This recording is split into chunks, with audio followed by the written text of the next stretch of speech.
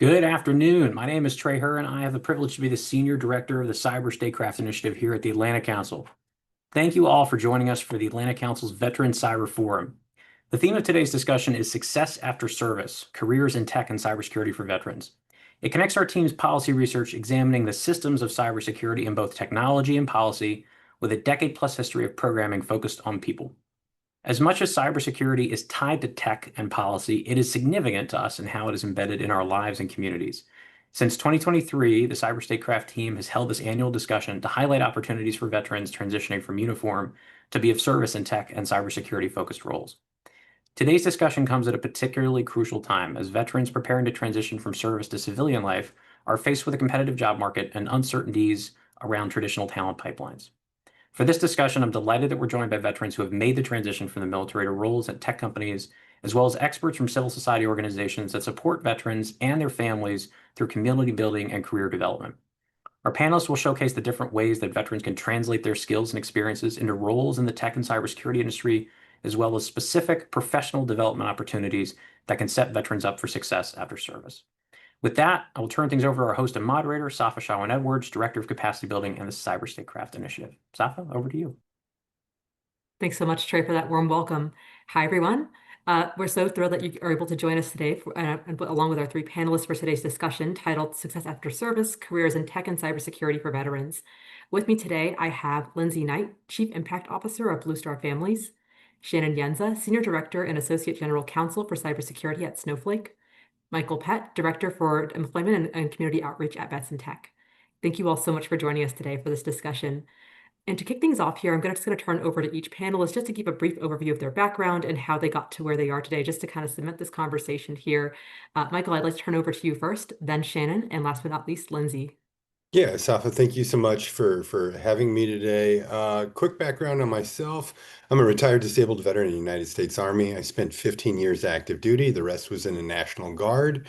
Upon leaving active duty, I joined Accenture, where ultimately I became their North American military recruiting lead, and was there several years before I left to join Uber and build their first ever military hiring program where I was the head of military and veteran programs.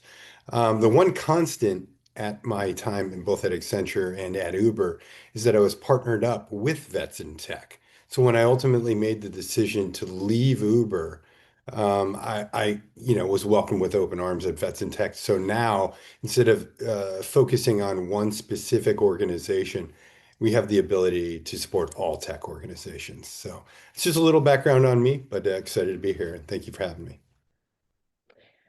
Hi, Safa. Thanks for having me. My name's Shannon Yenza, and I'm a Senior Director, Associate General Counsel at Snowflake. I spent 4 years active duty in the U.S. Navy as a JAG, and then 16 more years in the reserves, where I just recently retired. When I got out of the JAG Corps, I actually went into the government, and I did about 14 years of government service between the Department of Defense, National Security Agency, and the Department of Justice in the National Security Division. So my focus really is on national security law. From there, I transitioned over to tech, and I worked at Microsoft as their national security attorney for about 8 years. And recently, I moved over from national security more into cybersecurity, which is what I'm doing over at Snowflake. And I'm excited to really talk about the opportunities for veterans in tech and in this space. Thank you so much, Shannon. Lindsay, over to you. Awesome. Thanks so much. Hello, everyone, and thanks for joining today. I'm Lindsay Knight. I'm the Chief Impact Officer at Blue Star Families. For those of you who don't know, Blue Star Families is the nation's largest military and veteran serving organization. We have a little over 400,000 members at the moment and always growing. My background is a little bit different than our other two panelists. I am not a veteran. I'm also not a military spouse, but I do have a PhD in political science with a focus on democratic institutions and organizational change, and really all of my work, whether that has been academic or in the public or private sector, has focused really on questions of what we owe one another as fellows that share a common space. As it relates to my role on the panel here today, though, I have had the privilege at Blue Star Families over the past 3 years to really build out our data science and analytics functions and embed those across every functional area we have in the org, and that has really also developed into a lot of cybersecurity work quite organically, and I'll get into the details on that later. But yeah, I have worked on the public policy and private sector sides of cybersecurity and data science for about 15 years at this point. Thank you so much, Lindsay. And just as a reminder for folks joining us online, you can submit your questions ahead of time using the hyperlink askac.org. So feel free to submit your questions there, and we'll track them on the back end and start to pull those up during the moderated Q&A portion of this event. So bringing us to our first theme here, I think I would like for us to talk about like translations of skills. And Shannon, I'd like to go to you first, specifically about, is there a specific experience during your time as a JAG that shaped how you think about cybersecurity and risk and the role that you are in today? Sure, yeah. So when I started out in the JAG Corps, I was a prosecutor and then a defense counsel. And a lot of that was really use what I did mostly when in those positions is I investigated, I did a lot of writing, a lot of researching. And when it comes to cybersecurity and nation state actors, and insider threats related to those, which is really one thing that I focused on at Microsoft, there was a lot of that translation of sort of the investigative part and the research part and the writing part. And so a lot of what I learned as a prosecutor and defense counsel, I was able to translate over to a program that I set up at Microsoft with some other fellows there and create the Insider Threat Program. But really, just generally in the JAG Corps, I think there are a lot of great, or in the military in general, there are a lot of great things that you learn. Everything from working with ambiguity, communicating with leaders, working at a fast pace with not a lot of direction. All of that really helps you, especially when you're working in doing cybersecurity incidents that happen. You have legal issues of first impression that happen sometimes in this space because there's, the laws are new and developing. And so all of that, I was able to bring from the JAG Corps into my position in tech and use it to my success. I can follow up with one more question related to that, I think, is like, was there a tipping point that prompted you to start exploring specific roles in companies when you were thinking about moving into the private sector?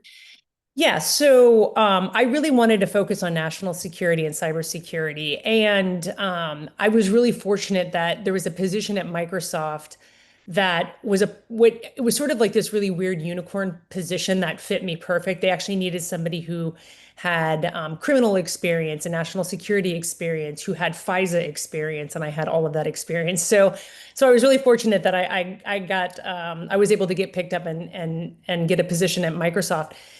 But working in national security, I really started to realize the connection between national security and cybersecurity. And I'll give you a couple examples, right? So in recently, you'll hear in the news a lot about the North Korean nation state actors that are penetrating a lot of companies and posing as US or Canadian citizens so that they can work. And I've had to deal with this issue, and it's not only a cybersecurity risk because you have them on your systems, it's also a national security risk because you have nation state actors. Or if you're dealing with a classified environment and you have some sort of insider threat going on, right? It could be cyber, it could be classified, it could be national security. So it all kind of overlaps, right? And so as I was working in national security, I realized that I really wanted to focus more on, or just sort of explore more of the cybersecurity area. And so that's really how I started moving over from my position in Microsoft and was fortunate enough to get picked up by Snowflake to be their cybersecurity attorney. And it was really my background because I did do incident response, although cybersecurity wasn't my focus, but it was that background that allowed me to really move over to Snowflake and just be successful there. So. That's great. That's great. And I really appreciate you highlighting that overlap occasionally, that where cybersecurity and national security does overlap. It's not just technology. Um, and Michael, if I can turn to you next. So you served in the U.S. Army and even served as a casualty operations specialist during your deployment to Iraq. What did that teach you about process under pressure, and how do you see that showing up in your work today? Yeah, so as I was reading this question over, I thought of actually two roles that kind of provided me with the experience that I needed for today's work. But thinking specifically through the casualty operations time, honestly, it would be urgency. It would be stakeholder management. It would have been trust and security, right? To speak to Shannon's language, right? As we think about cyber and cybersecurity, right? But just making sure that obviously I had trust with my stakeholders because given the sensitivity around the information that we were processing. And actually, let me back up real quick. For those that might be less aware, casualty operations is ultimately the human that is on the ground serving more of an administrative function to where should one of our service members be injured, wounded, or killed, or even a local combatant, right? We had to make sure that information was processed quickly and with as much collective information as possible to our higher command, right? So that way folks back home could be made aware of somebody that may have been injured or lost. So, as a younger person at that time, I had to grow up very fast. So, trust in my team, safety to make sure that we weren't going to be sharing this information externally before families were notified. But then going back to the stakeholder management aspect of it, right? We were given a lot of autonomy, but we were working with senior leaders, right? So, as a lower enlisted person to have conversations with O5s and O6s at that time could seem somewhat daunting for somebody that might be new or fresh to service. But for us, it was pretty much the standard practice. And then as I transitioned later into recruitment, I took a lot of what I'd learned during my time in Iraq, obviously cared very much about the idea of bringing members into the military. And as I made the transition outward, I had some of those same values, right? I wanted to make sure that, not only am I finding veterans an opportunity in the military or service members there, but as they exit the military, I wanted to make sure that they had a soft landing spot. So I was able to take a lot of those competencies and a lot of that work and really put it to use each day. It's really neat, especially the ability to translate. I think it's the one part of taking care of your team, whether they are there with you in that situation or if they're back home looking to transition into a new career opportunity. Yeah. Lindsay, I'd like to turn to you last here. I think I would love to hear a little bit more about what drew you into social impact work and especially your work with Blue Star Families. Yeah, thank you for that. What drew me into social impact work? I fully intended to attend academia and then end up being a teacher in the ivory tower and, read the classics and teach more kids about the canon. And about 2 years in, I got really frustrated with the disconnection between theory and practice and really started doing work at the community level, which set me on my path to Blue Star Families, albeit 15 to 20-ish years after that. So across my professional and academic background, I've worked at super grassroots nonprofits working with youth on the south side of Chicago.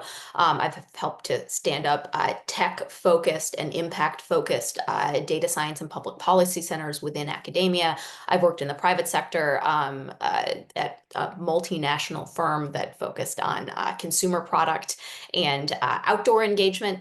And I gained a lot of really valuable experience across all of those different entities and engagements.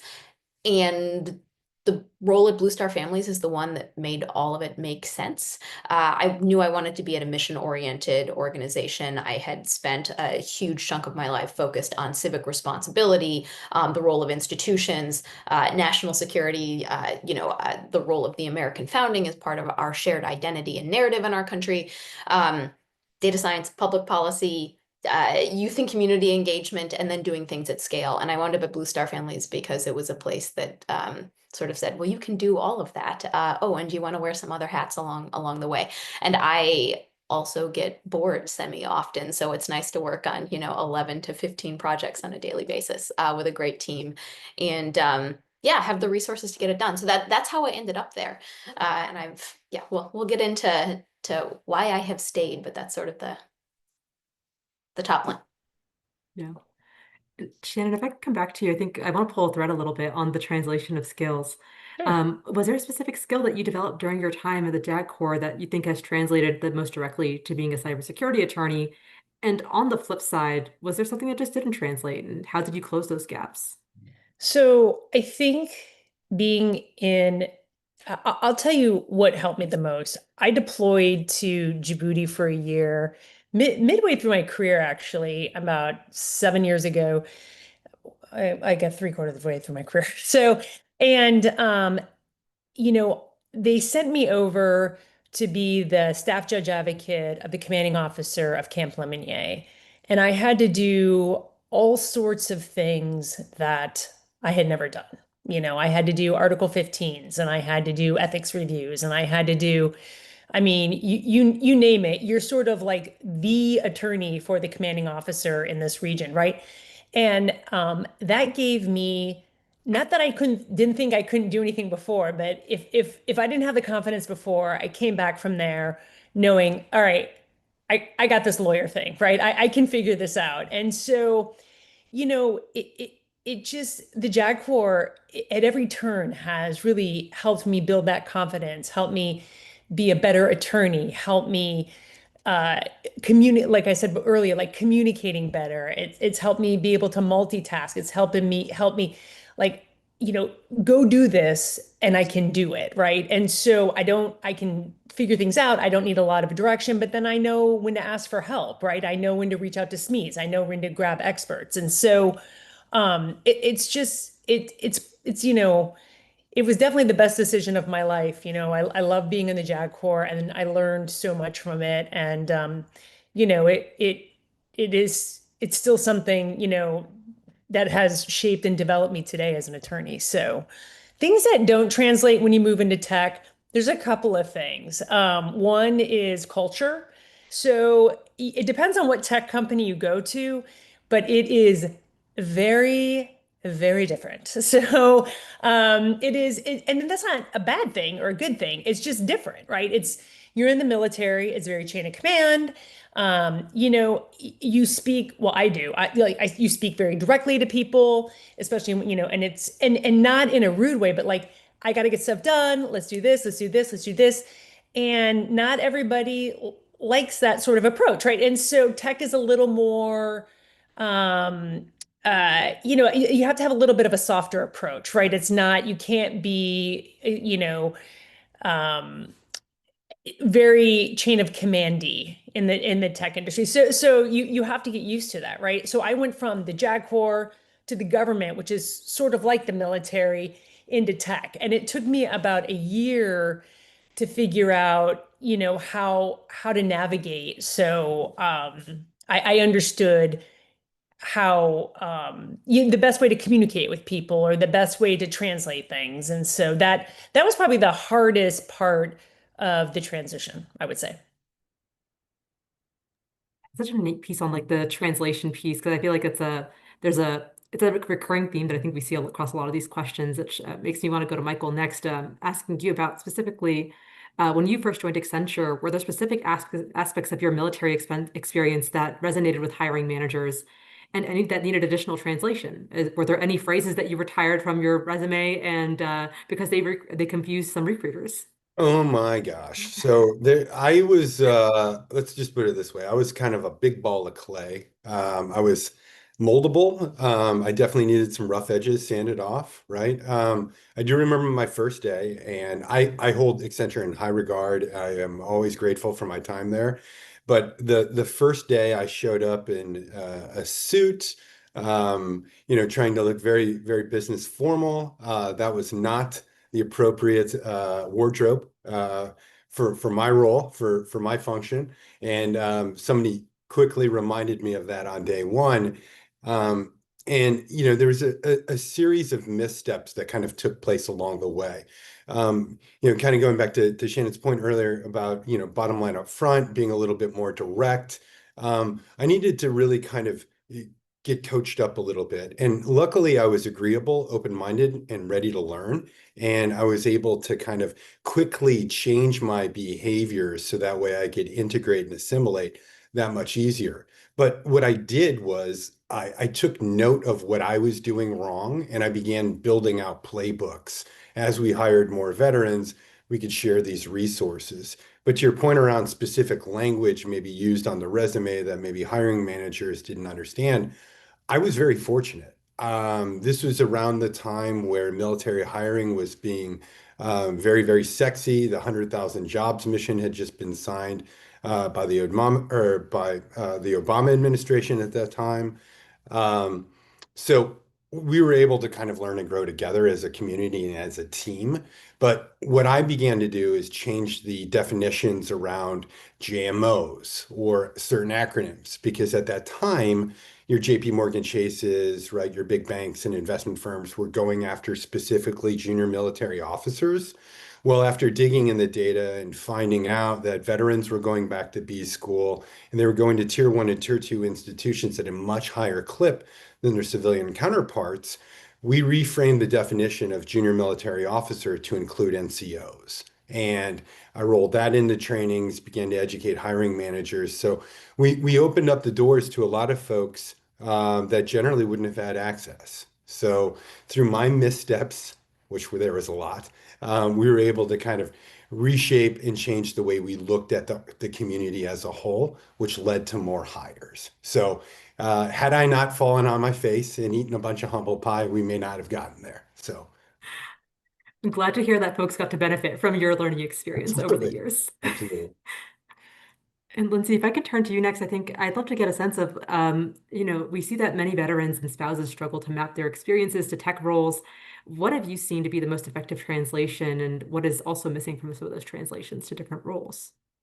Yeah, it's actually a perfect question to build off of Michael's response. I think there is no one size fits all answer to that. And I think so much of it is dependent on culture fit and personality types of the individuals looking to enter a specific organization or entity. Um, uh, Two sort of breakdowns, and this goes back to sort of like translating military organizational competence into a civilian setting. It has been my experience that every single veteran is incredibly good with ambiguity on how to solve a problem. Like, we need to go to here, and that person has the skill sets without a roadmap to get you the solution to that problem.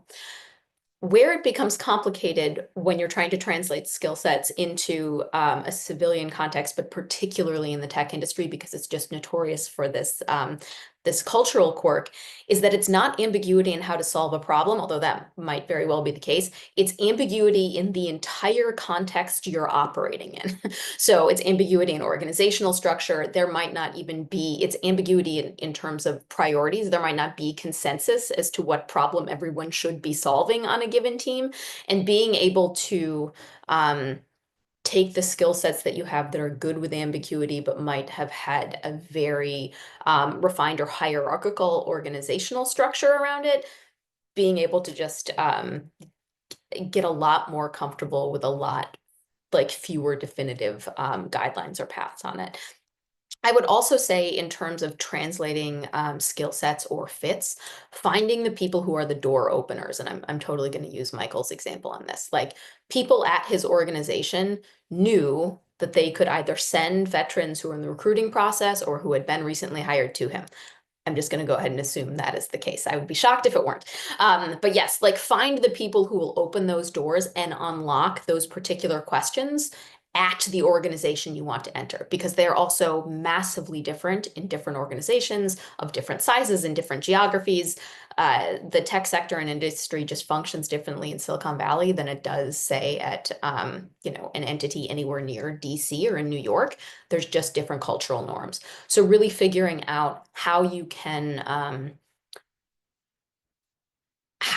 translate the hard skill sets that you do have that will make you incredibly good in that role into the organizational culture of that company, and then also draw on the resources that are there to support you and enable you to thrive in that environment. I think is that's sort of the secret sauce for me.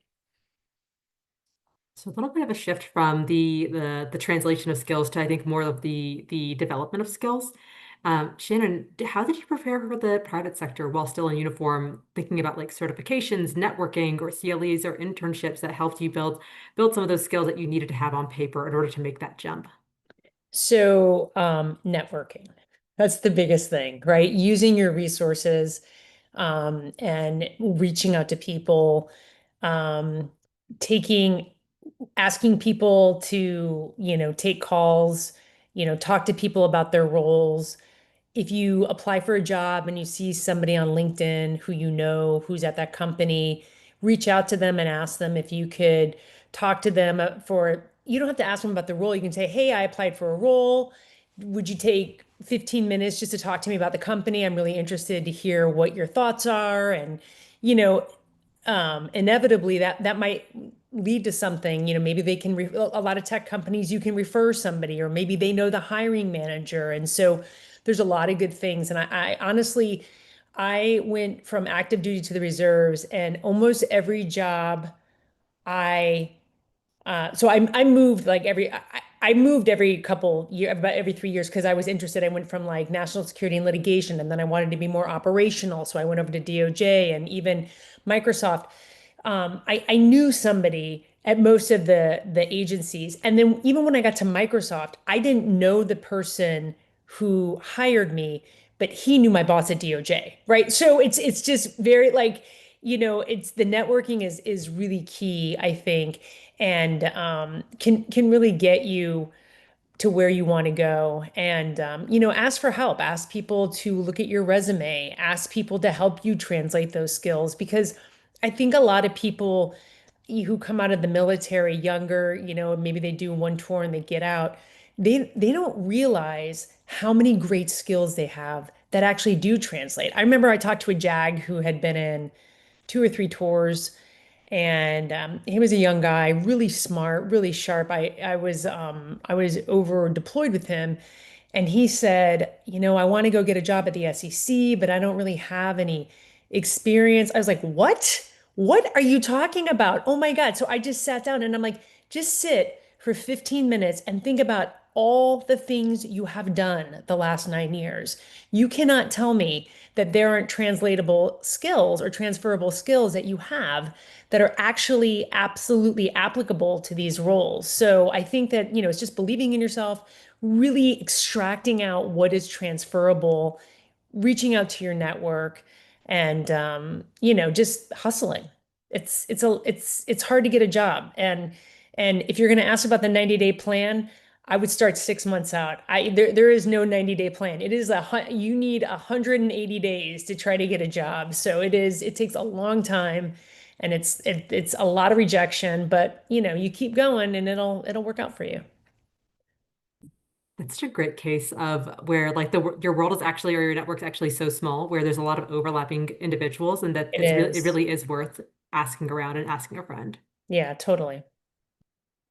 Michael and Lindsay, I'm curious if you two have seen any certifications, trainings, or experiences that you've seen folks leverage to support their transition into tech in the private sector. Yeah. And do you mind if I go first?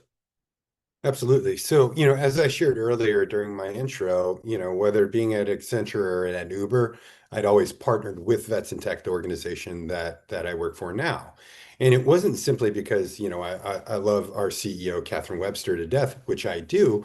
However, it's more so what the organization has been producing for its, since its origin, right? And Craig Newmark, one of the founders, Craigslist Craig, as we all know him, one of his main passions has always been cybersecurity. And, through his philanthropic arm, he ensures that all of the veterans that come through the Vets in Tech ecosystem have the ability to continue to cross-train and upskill themselves. We knew that there was going to be a gap. There's always going to be a skill gap in the military. To Shannon and Lindsay's point, there's always going to be, skills that they will possess that will easily align to any role. However, within tech specifically, there is a skill gap.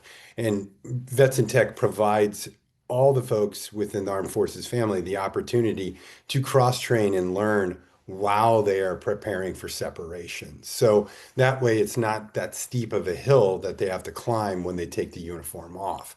So me recognizing that at Accenture and Uber, I found this to be an attractive pool of talent to go after for our early career roles or maybe some alternative pathway programs, whether it be Accenture's Veteran Technology Training Program, which focused on software engineering, or at Uber, where we created the Boost program, where we took non-traditional folks, people who didn't maybe necessarily have a high school diploma, but had a GED, but had a history working in cloud application development, right? So we took those folks through a very rigorous interview process and then put them into an 18-month paid apprenticeship program. So, it's about hitching your wagon to the right external resources to make sure that you're going to get great talent, qualified talent, because at the end of the day, you're still responsible for representing your organization.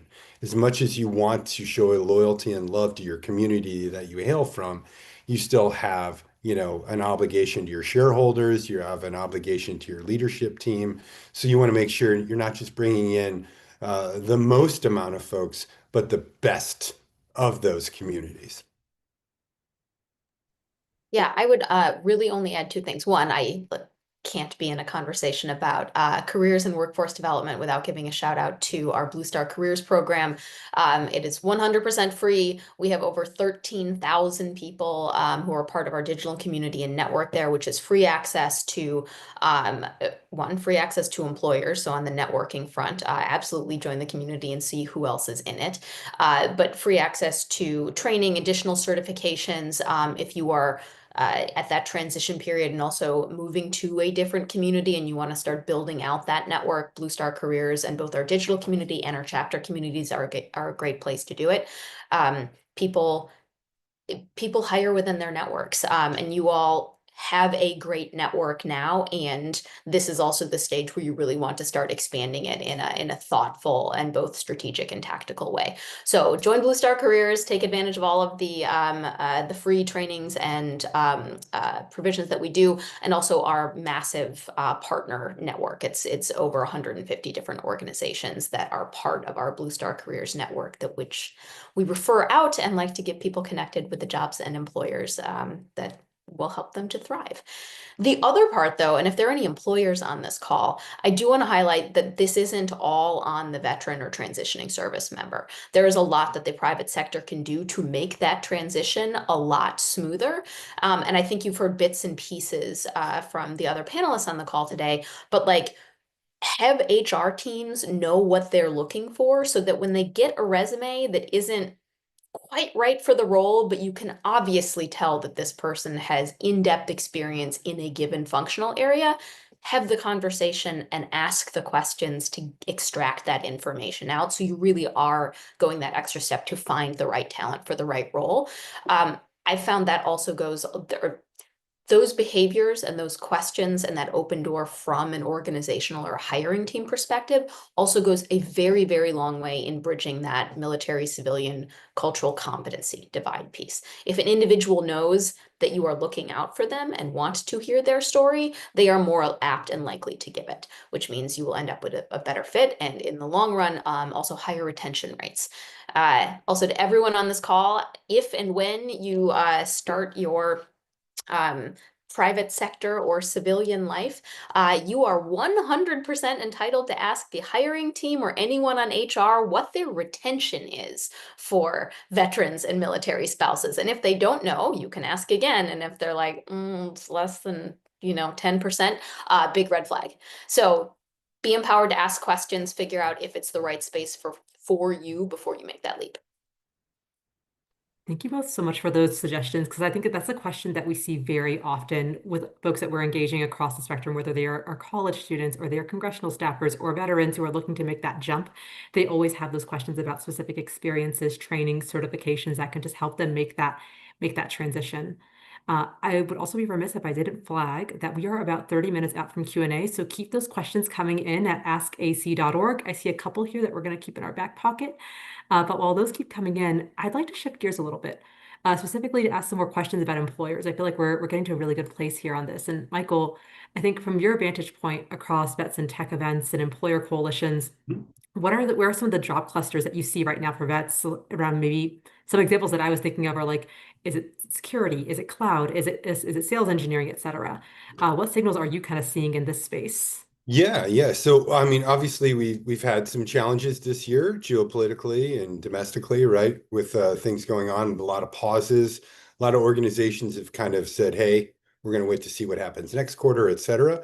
But that being said, I do want to dispel a myth, right? A lot of folks that may be less familiar with AI or might be following the wrong thread are very fearful that AI is coming for their jobs, right? So I want to make sure that folks know that AI is not coming for your jobs, not yet, right? There's always going to be humans that are going to be, but AI is an area of growth, right? So we have amazing AI ML trainings that you can upskill yourself with. I'm sure, Blue Star Families has an excellent, offering as well, but I don't want to speak for Lindsay, but getting yourself immersed in those technologies early and often prior to exiting the armed forces is going to give you a leg up. Um, you know, when we have our quarterly employment events or our chapter meetups, a lot of folks like to come in and ask the questions, hey, this is what I did. What jobs do you have for me?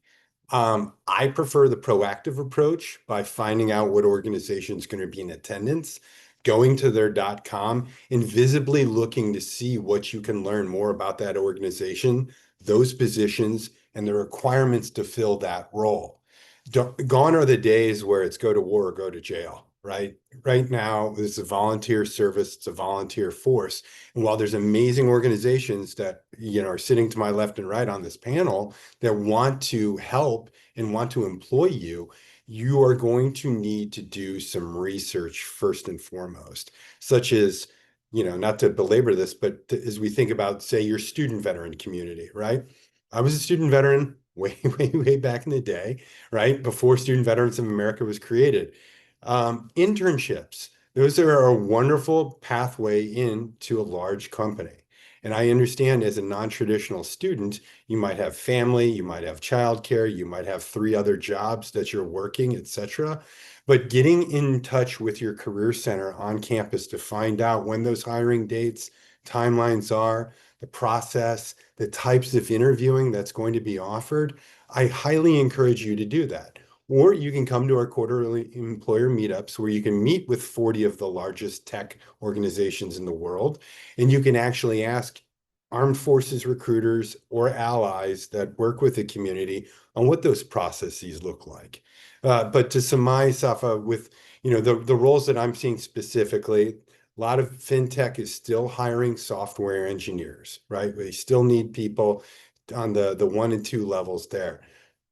Data science, anything that has to do with cybersecurity, 100%. You're always going to have employment opportunities there, right? But then 80% of the roles within tech require non-technical skill sets. So if you're looking to go into finance, project management, or you want to be an HR nerd like me, there's inwards there. So when you hear tech, please don't freak out. Please don't have trepidation.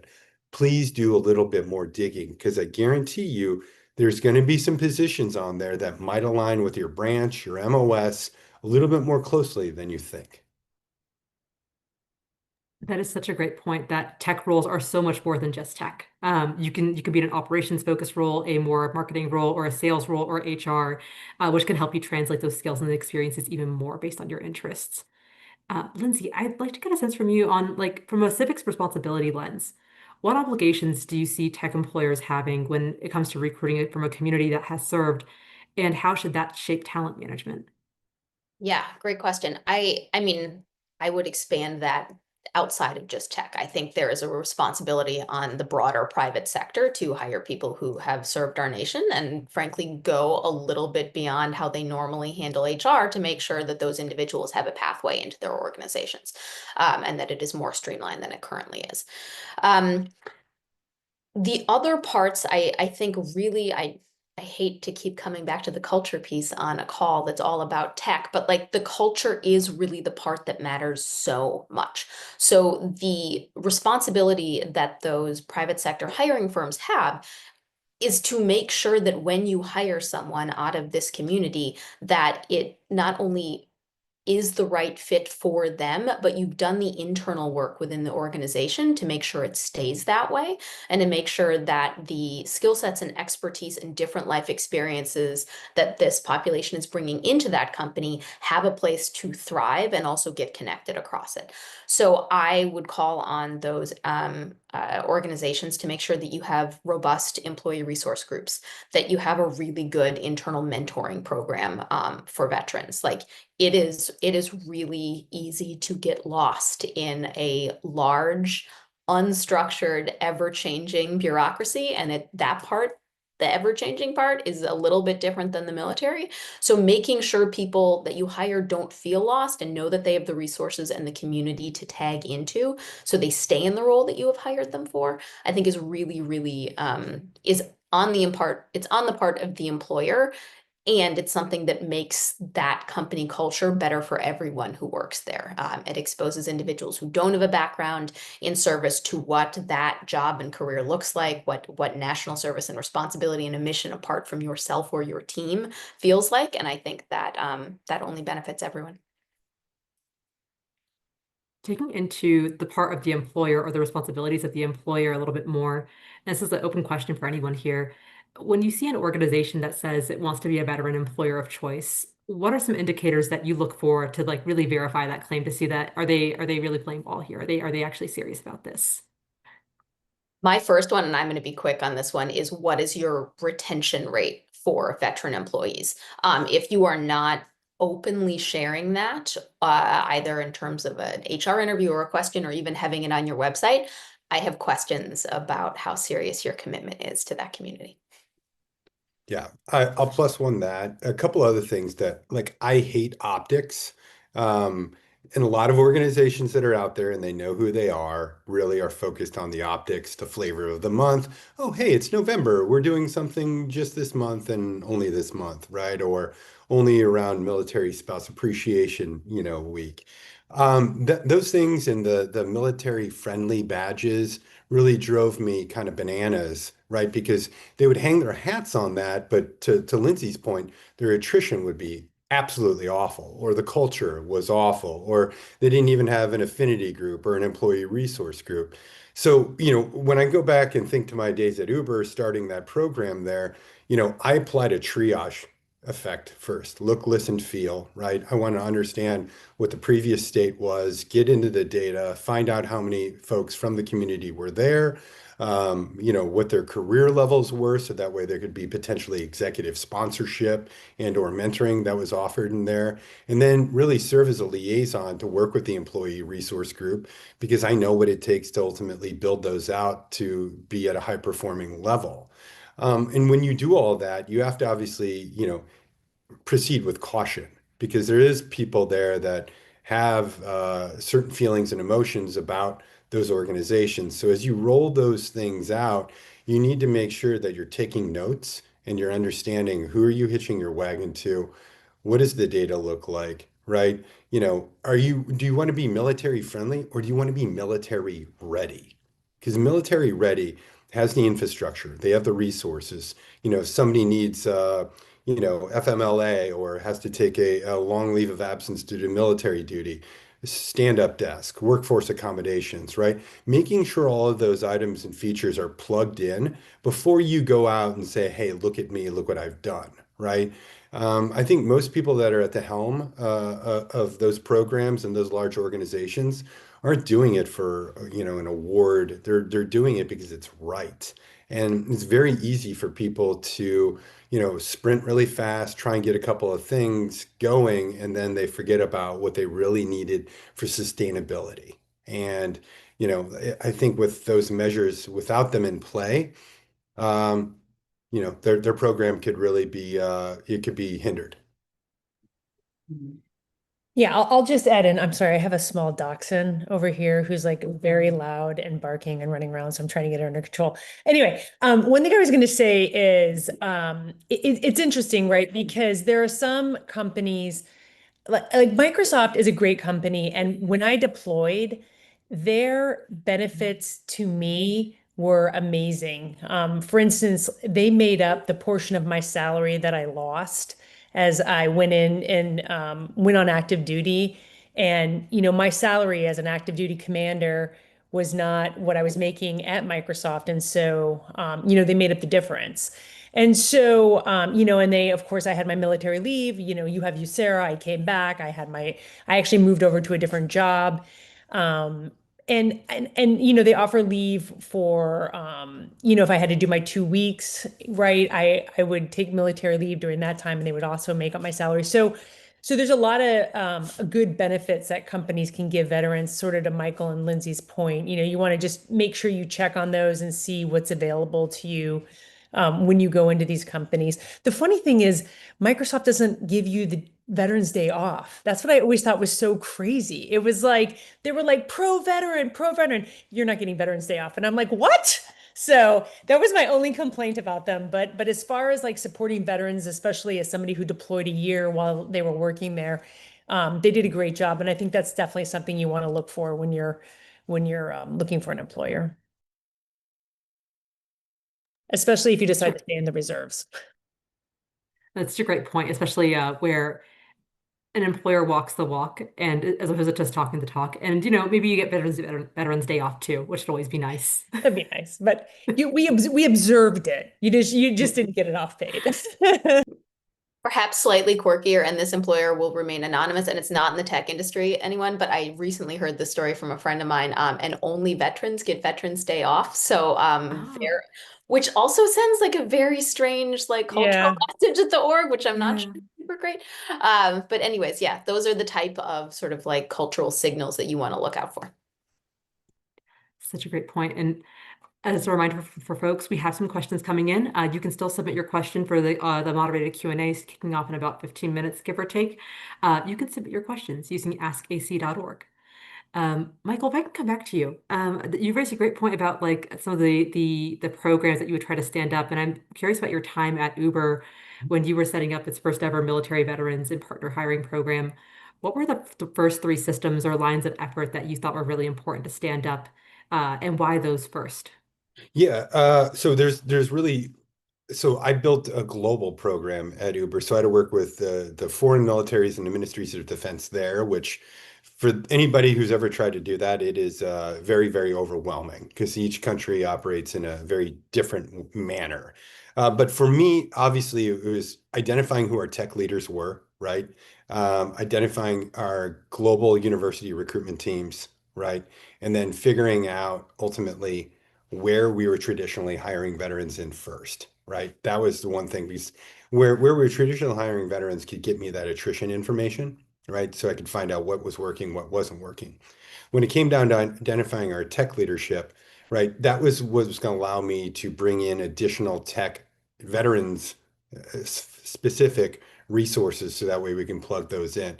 Campus, I'd already built out student veteran hiring programs before, partnered with SVA for the last 12 years. So it was very kind of easy to bring those in. Plus, Uber hired traditionally through internship conversions. So we weren't going to get a lot of entry level folks in unless we paired up with the university and campus teams, right?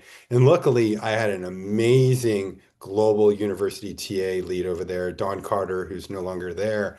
But true patriot, true ally. Loved working with her. So what we did collectively is we began to build out those trainings. We didn't just build out trainings for the recruitment teams, right? It's very easy to show somebody on LinkedIn how to search for the talent, but began really building out very robust Rolodexes because now you go to any brick and mortar institution, there's a veteran link somewhere within there, right, which would allow you to understand how to engage them properly. As I shared earlier, internships for non-traditional students, they're working, taking care of family, taking care of their spouse, what have you. They're not staying on campus long enough. And that's why if you look at the veteran numbers for internships, they are traditionally much, much lower than their civilian counterparts. So not breaking into those entry-level roles the same way their civilians are. So we had to ultimately educate the community on pathways inward, educate the TA teams on how to find them, but we didn't stop there. We needed to educate the hiring managers as we've all kind of already elaborated on, understanding the backgrounds, understanding the language, some of the challenges and or triumphs that these folks have been through. So that way, one, they can create a two-way dialogue. Now the veteran mil spouse can ultimately share with their team some of the things that they've done, right? And the hiring manager can learn what not to ask folks. Because we've all heard the horror stories of what hiring managers have spoken about with their folks. So making sure that there's an education, there's opportunities for conversations, and then always sharing those resources. So those were really the first three areas that I tapped into that led to most of our growth within that first year. But you got to remember, I was also building this program during COVID, so we were up against a lot of other challenges too. But those are what I found to be the most successful. I can only imagine what a time that was, just really trying to roll with the punches and a lot of ambiguity during that time. Lindsay and Shannon, I think I'd like to ask both of you just if a company can just make one change to its hiring process that will materially improve veteran outcomes, what do you think it should be?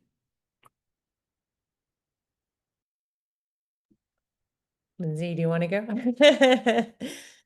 I don't know the answer to that. So if they could make a material change to their hiring practices, Yeah. I think probably just sort of reemphasizing what we've already talked about is if you have somebody and maybe the resume isn't 100% translated in a way that makes sense to you, but it looks like that person is accomplished, pull that person in and at least do the screening interview, right? And see if that person is a match or could be a match, you know. I think that's probably the biggest thing to make sure that veterans get a chance, um, to at least get in the door.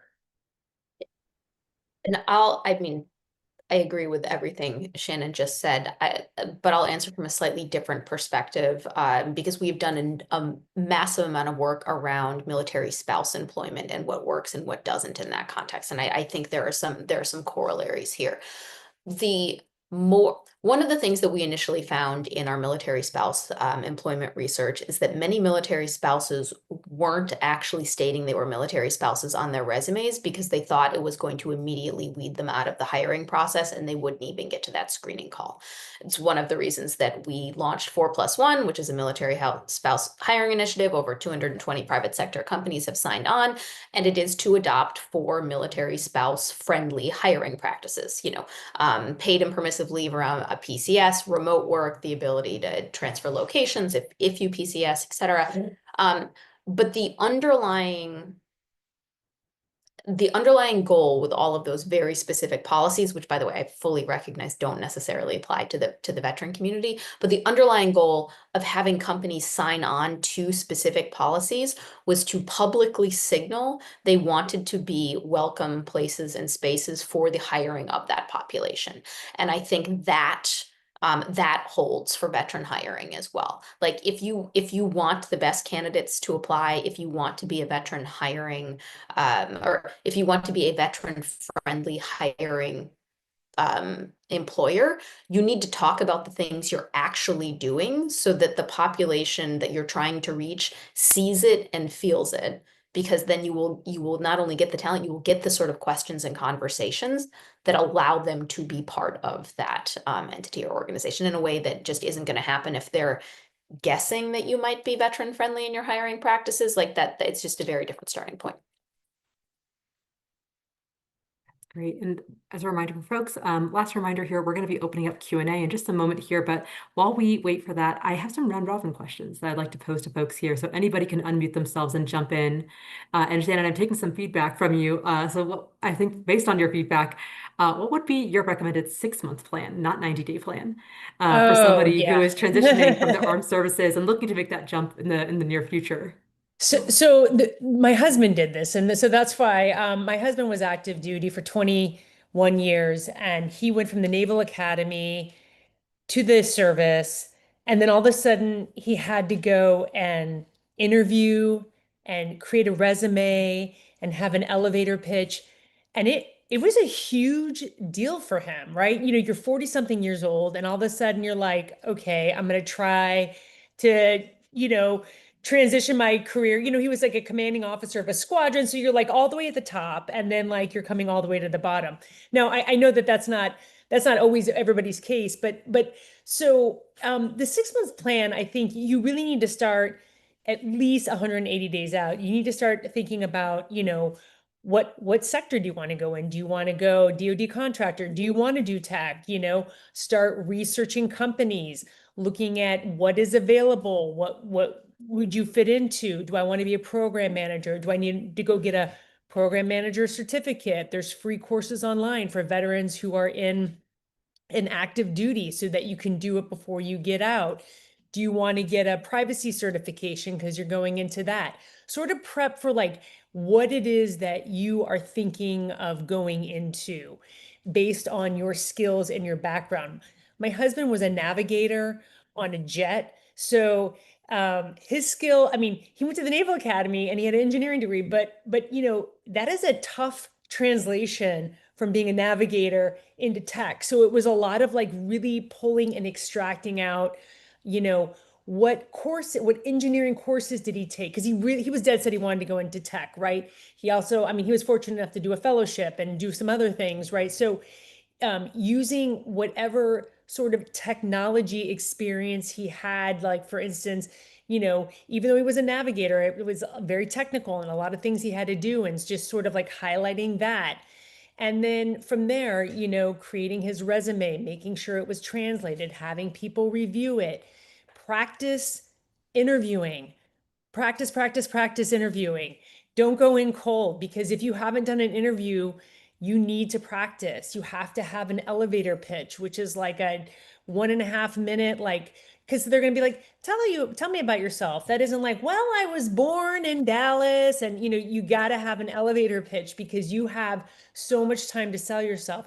And remember, you have to sell yourself. Like, you're the only advocate for yourself when you go into these things. I remember my husband went in and he had a conversation with somebody.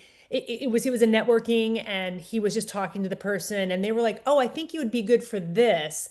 And he was like, I don't know. I don't think so. And he came home and I was like, what? No, if they tell you that they think you're good for that, then you say, yes, I am good for that. And then you explain to them why, because sometimes just getting a job in the tech sector, whatever that job is your way in, right? It's like you cannot be, if you really want to if you don't have an engineering degree, or if you're program managing, or if you're trying to get into the tech sector, you know what?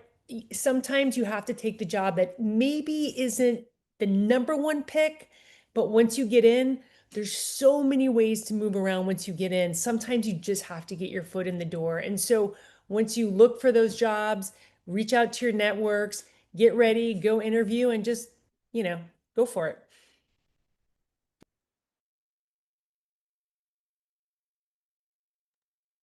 Lindsay, do you want to go next? Yeah, no, I was just gonna Yeah. add one more thing on that, because for those of you who are unaware, there are also different sorts of resumes that you can write. And I think, Shannon, to your point about taking the time to like do the internal inventory taking about what should be on your resume, you can do a chronological resume or you can do a functional resume.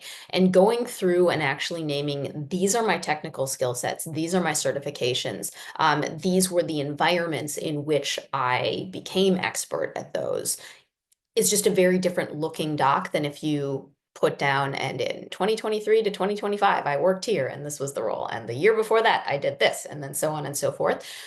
Particularly when making the jump from the military into the civilian sector, those roles or titles don't necessarily transfer, but the expertise area and the experience absolutely does. So it really, as part of that 6 month plan, it really should be figuring out, how do I take these functional expertise areas and make those shine on my resume, because that will set you apart, and put you on more even footing with civilian. I wanted to say one more thing too, along that lines of what Lindsay was saying. Another thing is, when I say sort of like take yourself inventory, it doesn't mean you also have to pigeonhole yourself into what, like, I'm going to be a program manager and that's it. I actually have multiple resumes highlighting different skills. Like I'll have a national security resume, I'll have a cybersecurity resume, I'll have an investigative resume, right? And so you don't have to just pigeonhole yourself into one. You can have multiple resumes, and you want to do that, right? You want to make sure your resume is absolutely tailored to whatever job it is that you are looking at. And I'm going to throw this out there. I highly recommend, if you use AI, throw your resume into like ChatGPT or Claude or whatever, flavor of AI you want. It will help you build it. Do not use the resume it spits out, but it will generate some really, really good ideas for you. And, take it and modify it. You can even just go in and just sort of like stream of consciousness, drop in like, okay, this is what I did, and it'll generate, or drop in like your evaluations from the military, and it'll extract out information. And it is, because sometimes it's just hard to look at a blank piece of paper. And so that's what's great about AI. It can just help like trigger those thoughts and like, oh, I didn't think about that, or I didn't think about this. And then use whatever it gives you and tailor it to what it is that you need for the job. But don't just use AI, but use AI as like a co-pilot to help you successfully create whatever it is that you need. And it's a great tool. And if I can chime in just super quick, I know we're getting ready to go to the Q&A, but setting realistic expectations for yourself and your family, right? And obviously having a conversation with the family unit is paramount, right? There's a lot of things that we don't do. We don't exercise a lot of self-awareness, right? Pride is one of the biggest sins that will obviously be our downfall as we think about this, because going back to both what Shannon and Lindsay said earlier, we don't ask for help a lot, right? We try and do this on our own. But there's organizations out there like 4Block where you can, go get, amazing coaching, resume reviews, LinkedIn. There's so many resources that are out there, but do that. But going back to what I said earlier about setting realistic expectations and forward planning, here's one thing for you. Don't buy property 2 years out, okay, in some lake where you're going to rebuild a house, right? And it's in the middle of absolutely nowhere, and you're going to have to require a fully remote role, and you don't have enough money to bridge that gap, okay, between your construction loan and your move and all of those things. Folks, I understand that retirement's great and disability for those that receive it, that's going to be very helpful, but set realistic expectations for you, because a lot of organizations have now rolled back their return to work strategies to where you're required to be in office, not being near Especially an tech airport, companies. right? Especially tech companies. Yep. So setting those expectations. And the last thing I'll leave you is we are a comparative creature. We're constantly looking up and looking down and saying, I'm better than this person, or I have this skill set, or I have that, so I'm going to be fine. Look, everybody's transition journey is an individual journey. Yours will always look uniquely different from your peers. So please start early, start often, and ask questions. That will help you with the psychosocial pieces of the military transition. That is such a great point. I never really would have thought of the real estate piece of getting committed too quickly to a specific location that your future might not be there career-wise. Yeah. So it's super practical advice. And we do have some questions that have come in. I'd love to post some questions here. We could hop between some of the questions that I have and some of the questions that have come in from the audience. But the first question that I have here, I think is a really good one, is if you could press the reset button and we're transitioning from the military today, how would you approach getting into the community that you're in right now? And what would you do differently or do the same? I guess this is more of a question for Michael and for Shannon. I don't, it's funny. I wouldn't do anything different. Was it all great and rainbows and unicorns? No, but it has brought me to where I am, and I love where I am, and I love that I've been able to transition into the tech sector. And I don't think I would do it any differently. But my journey was kind of weird because I didn't go right from the military. Sorry about my dog. Right from the military into tech. So it was mine was a little circuitous route. So it was a little different. Yeah, I think for me, I too, I wouldn't change where I went. Um, I might have changed how I got there. And I definitely would have been much more curious earlier than later. For example, you know, I wasn't, a pivot table or an Excel ninja when I first got to Accenture. So I would definitely familiarize myself with more platforms, more technologies, go get some extra certs there. Now, whether it be Tableau, SQL, Python, right? Just familiarize yourself some data and analytics tools. That's going to, I think, make you, a little bit more marketable, a little bit more dangerous on the internal side, right? And maybe somebody that would get shoulder tapped for some extra activities. But as far as where I went, the friends that I made, the network that I built, and the things that I got to see, I'm extremely grateful for that. Yeah, I agree about the technology part. For me, as an attorney, like I don't think about that, but I'm telling you, like even working at Microsoft and now Snowflake, I have never in my life had to get up to speed so quickly on software as a service or Postgres or SQL or ODBC Drive. It's like crazy, right? And so I think if you do that sort of legwork with technology, especially if you're going into a technology sector, I think that's a great idea. Next up, I'd love to get a sense from y'all on what are some common resume or interview missteps that you see service members and their spouses fall into when applying for roles, and how do you coach them through adjusting their approach? I can take the first crack at that one. And it sort of relates to what I was saying about functional resumes versus chronological resumes. But I think builds off of a number of things that we have been chatting about in terms of having other people review what you are submitting. Um, I think the biggest misstep, and it's a running joke on my team, I'm a glass half full type of gal. But the biggest misstep I have seen is actually people underselling their skill sets and applying for roles that they are woefully overqualified for. Um, no one wants to hire a person who is just going to be bored out of their skull in 3 months' time. You won't stay in the role. It also won't be great for team culture and the organization. Um, so I think part of that networking piece, part of that resume piece, frankly, part of the onus or responsibility on the hiring manager, the HR team you're working with, is to really have open conversations about what are these experiences on your resume? How senior were they? Have really good, compelling case stories or proof points that demonstrate how complex or expert or nuanced the environment is you are coming from, and then that will help to land you in the appropriately leveled role. Like I am also a fan of just getting your foot in the door, as long as the foot in that door actually, in like 6 to 9 months time has other avenues. But I would strongly, strongly, strongly encourage people not to undersell the talent and expertise they're coming with, because it won't end up being a good fit, or the hiring manager will see that you're overqualified and not hire you. Yeah, I think for me on a resume, I do a lot of coaching and I see them every day. I always tell folks that I work with, I'm not going to do the following things. I'm not going to delete your DD-214.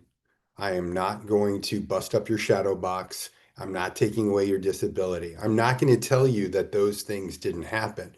What I am going to try and get you to understand is that hiring managers, recruiters, sourcers, they want to see the relevant information that they're asking for in the job description. So really what I ask them to do is do a side-by-side comparison. Shannon brought up a great point about leveraging your AI and your chat GPT and dumping that in there. Because if you're having trouble translating what you did versus what they're asking for, ChatGPT can help you define your competencies in a very articulate way that the reader is going to be able to digest. Okay. So when it gets down to like, hey, I was a brigade commander, SOF, multiple deployments, 5,000 awards, right? Did the job description ask for any of that on there? There's a difference between being really proud of your service. And once again, we're all proud of it, but just because you're proud of it doesn't mean that the reader needs that information.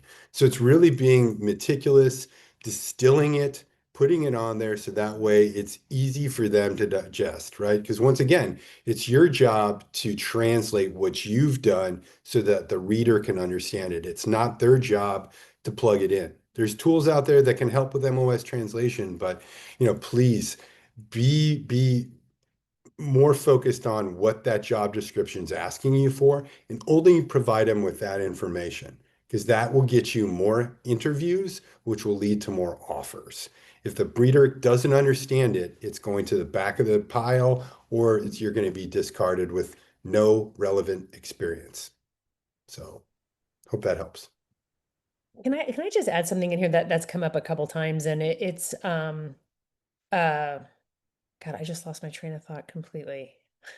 Oh, it's when people, I have a lot of people who will reach out to me, and I always try to take a call or help people out, because people have helped me. And so I always want to help other veterans who reach out to me, or government workers, or whoever.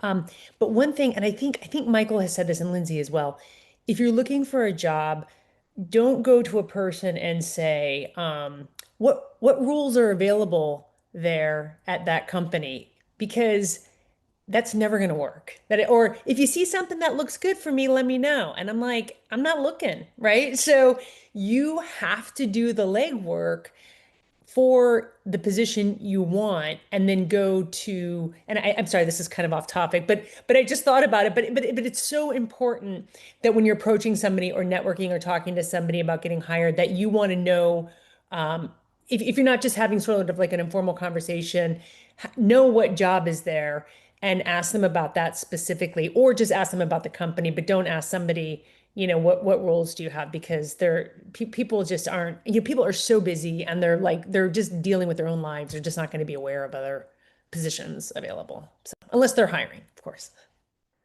Now, that's such a great point, especially considering, like, one, you should always do your homework. Two, they may have open roles. They may have hundreds of open roles. Right. So Right. there could be hundreds of roles that in theory could be Right. good for you. That's going to be really hard to narrow down. I have one question here that I think would be really good for this group. Are there any specific networking opportunities specific to veterans that people can sign up for? One, to access a brain trust, build some skills, maybe even do some mock interviews. Do folks have any suggestions for that? Yeah, sure. Eventsintech.co. We have an events tab, drop down. Please, there's in-person chapter meetups. We have virtual events and activities, right? There you can obviously engage directly with recruiters and hiring managers from the large organizations, most of which are veterans themselves. So it's a safe place to have your questions asked and answered. I know what it's like not wanting to raise your hand and ask a question because you're regarded as silly, or you might be a little embarrassed. So this is a safe, wonderful place for you to tap into the community, get those questions asked and answered. But then for our in-person activities, like the one we're having tonight here in DC, right? We're going to have employment partners coming out so they can.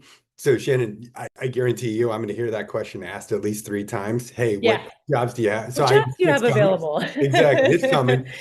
And I get it. Folks don't know what they don't know, but Right. understanding, that some companies have over 1,000 different positions open at any given time.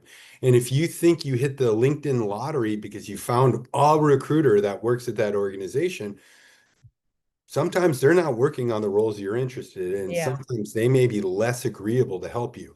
So come out from behind the computer, find the events, sign up for everything that Blue Star Families has to offer. They have so many amazing activities, programs that are in your backyard, virtual as well.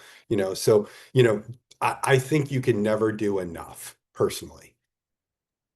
Yeah, first of all, thanks for the shout out. And yes, everyone, please join the Blue Star neighborhood. And if you are in or near any of our chapters, please sign up and come to our virtual events as well. We have just an amazing plethora of career and workforce development opportunities, whether that is networking, resume review, direct connections or referrals with our employer network. Please just join, and also talk to peers in that space about what has worked and what hasn't for them. The only other thing that I will add, and this is another sort of cultural shift, It is super normal and expected that people do cold outreach on LinkedIn. And I know when you are when you are coming from an entity or an organization where it might not even be the norm to have a LinkedIn profile, to suddenly feel like you are empowered or it's not creeping on the internet or weird that you're like randomly emailing the person that you have like no other connection to. One, it's totally normal and no one's going to think it's weird. Two, that is one of the best ways to cold network your way into an organization. Find someone who works there. They don't have to be in HR. They don't necessarily even have to be in the vertical or team you're interested in. Find somebody who's a veteran.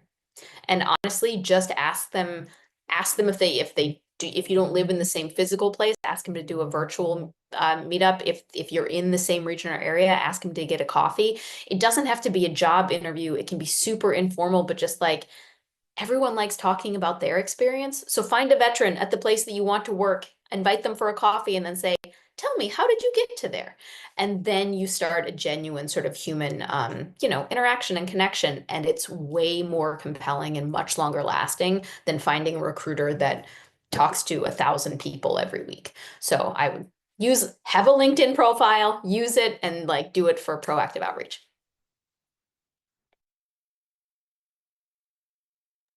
+1 on the proactive outreach on LinkedIn. I've seen that work really, really well for a lot of folks in our network, where people are generally interested in talking about themselves and their lives and their jobs. And so if you could find a personal connection, that introduction should be easy. I'd like to ask one question here that I have is, so let's pretend that I'm putting together a one-page checklist for folks who are preparing to make this transition out of the armed services and into the tech industry. What is something that you think should be on that checklist for them?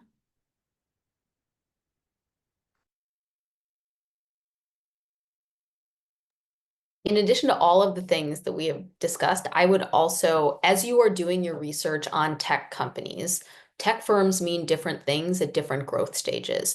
And equity and RSUs are on the table in very, nascent or startup-y environments. And that is very, very, very different than the military. So if you are not familiar with how that bonus or incentive or compensation structure works, get up to speed on it if you want to work in tech. And don't be scared to negotiate your salary. Don't feel like when they offer you a salary, you're like, oh my, this is amazing, right? Always go back, because they're always coming in. They're never going to come in maxed out at what they're going to give you. They're always going to come in just slightly lower.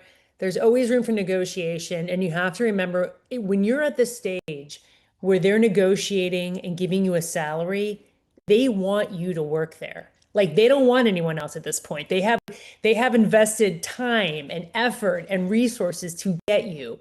And so you have room to negotiate, and absolutely, be reasonable, but actually absolutely remember that you are able to negotiate, for a higher salary or more RSUs, or, whatever it is that you're looking for, so that you feel like you're at the level that you should be. Yeah, totally agree. Financial literacy is something that plagues our community. Whether it's the lower enlisted or those freshly minted O's. I know personally, I grew up in a family where money was always challenged.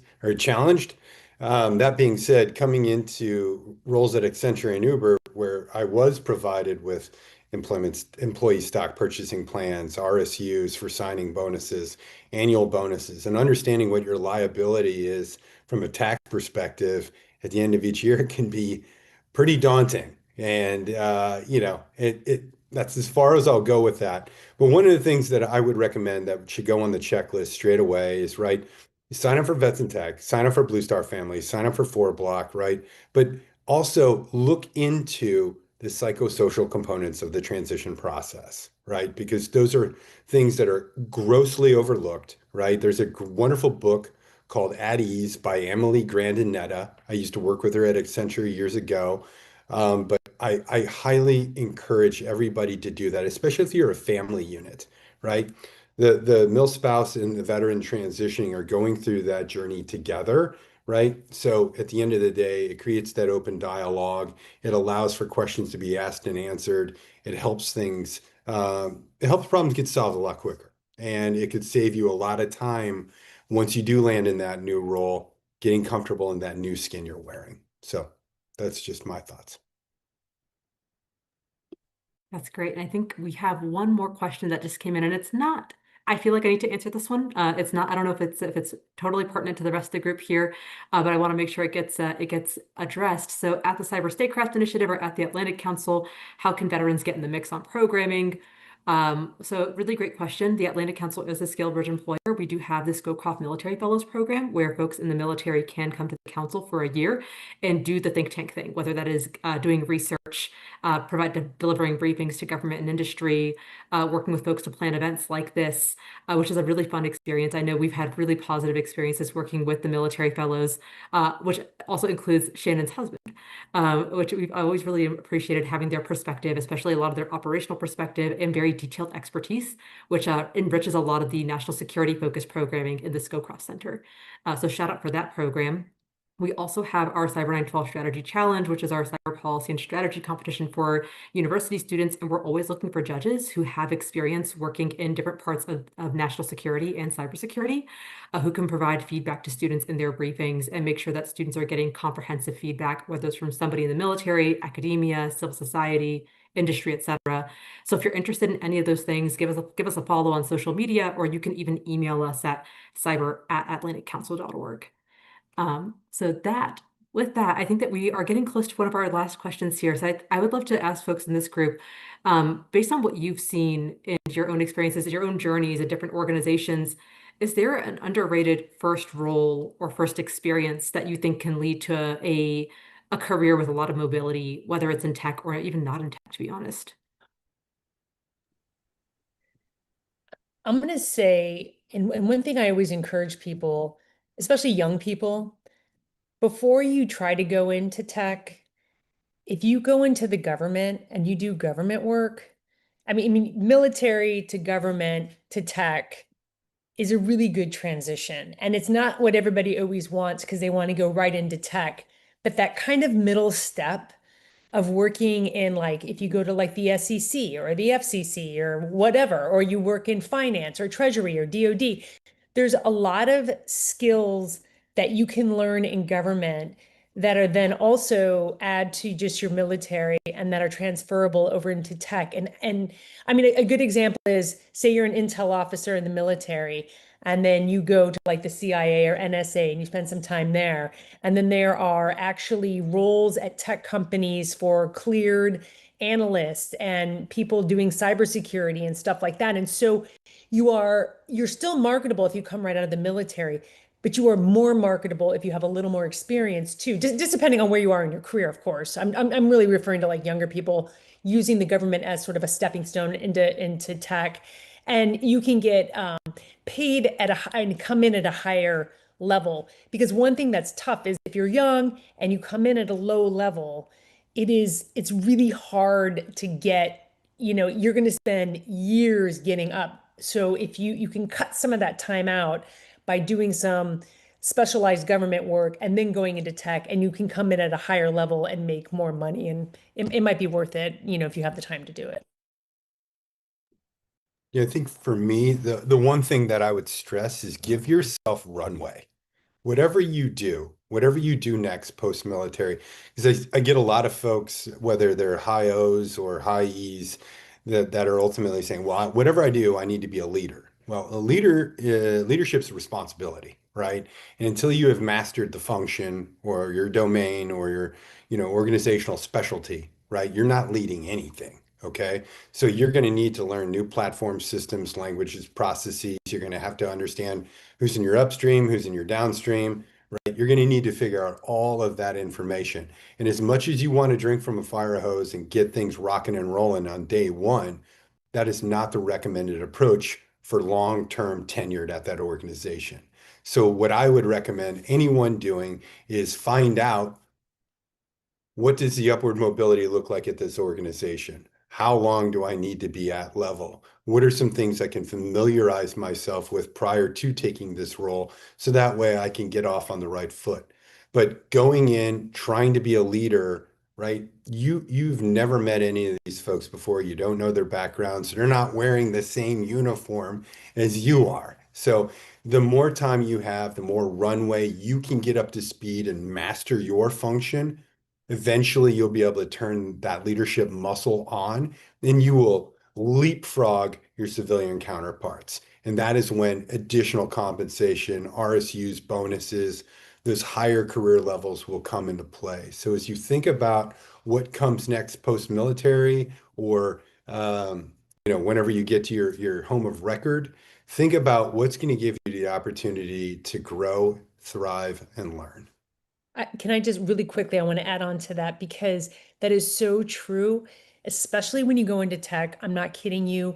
It will take you a year to figure out what you're doing, like the organization, depending on what company. I mean, like, like Microsoft is like enormous, and you're just trying to figure out who is who and what org is what and who runs what. And it's just, it's so much better if you can come in as an individual contributor and just get your legs under you and figure out the organization exactly like Michael said. Then you can completely thrive and move on and become a leader. But you're in a much better position coming in as an IC and just sort of understanding the lay of the land and giving yourself a year, because it's like nothing you've ever experienced in your life. The only other thing that I will add to this conversation is that the private sector and the tech industry is just simply not, I cannot stress enough how unstructured it is compared to the environment that you are coming from. And you're signing up for a job, not necessarily your next 20-year career path. So just because the role that you enter in for 2 years isn't going to be your long-term vision or place, or even the organization that you end up at, that is also how you take those skill sets as an individual contributor or as a functional expert on a team. And maybe there's another organization that is offering double pay and a better title 2 years from now. And it's a very different mindset to think about, like, well, maybe my runway is 2 to 3 years here, and then I get a massive promotion someplace else because they will recognize what I did at this other entity or organization. So it's just a different mindset on opportunity and longevity at organizations, but it's very, very, very common in the tech industry that you skip out every 2 to 3 years once your equity vests and you have your stocks, and then you do it again at a different org, but at a different seniority level. So just keep that in mind as you're looking at things and trying to create this this next arc of your career. It's gonna look very different, but it will also be very, very fun and kind of like a puzzle. Really, really great points here, especially around leadership. What does it look like at different levels? We have a joke on our team that like everyone's a leader in different ways because leadership is responsibility. Everyone has responsibilities. Leadership was maybe with a capital L, a little bit different as well in terms of management. Those are two different things. They both have value. But really great points on that, but also just on timelines. Timelines look different here, and that's okay. I believe that is all that we have time for today. I just wanted to turn to our panelists here. Thank you all so much for this conversation. Are there any parting thoughts that you want to share with the folks in the audience? Well, thank you, first of all, for having us on. This was really great. And one thing I would say is, just don't give up. It gets so frustrating applying for jobs, especially in this climate right now. But you have to stay focused and you have to hustle. You cannot give up, right? I mean, even if you apply to a company and you don't get the job at Cisco, you know what? Find the other job at Cisco and apply again. And if you don't get that one, then find the other job at Cisco and apply again, right? I applied at Microsoft probably 4 or 5 times before I got a job. So you just don't give up. If you are dead set on working somewhere, you keep going and you figure it out, and it'll happen. You just have to be patient. So Couldn't agree with it anymore, Shannon. I mean, at the end of the day, folks, the one thing I want you all to walk away with, we did not rehearse these questions, but I agree with Lindsay and Shannon on every single thing that they've said. We all come from different walks of life, different backgrounds, but to know that we all agree on this it is the truth. So hopefully you can take some of these pearls of wisdom, apply them. But at the end of the day, you can always reach out to me on LinkedIn, find me through Vets in Tech. I'd be happy to work with you, answer any questions. And I will echo everything that we shared today again in those calls. But thank you all, Safa. Thank you, Atlanta Council. Thank you. Yeah, thanks everyone for joining. And the last thing that I will say, and you've heard, I think every single one of us say this during the panel today, ask for help and ask for support. There is absolutely no shame in it. People want to help you get to the place where you're going to be happiest and thrive in this next career of yours. So don't leave those opportunities and relationships on the table because you think like, oh, I don't know if I should do it. Like you should. And the worst thing that ever happens is that someone tells you no. And then you move on to the next. Like it's very low stakes. So just, reach out to people that can support you. Amazing. Michael, Lindsay, Shannon, thank you all so much for joining us today and for sharing your perspectives, your experiences, and for making such a dynamic and insightful conversation, Dachshund included. Oh, Thank you all thank so you. much. Sorry about that. Thank you. No need to apologize.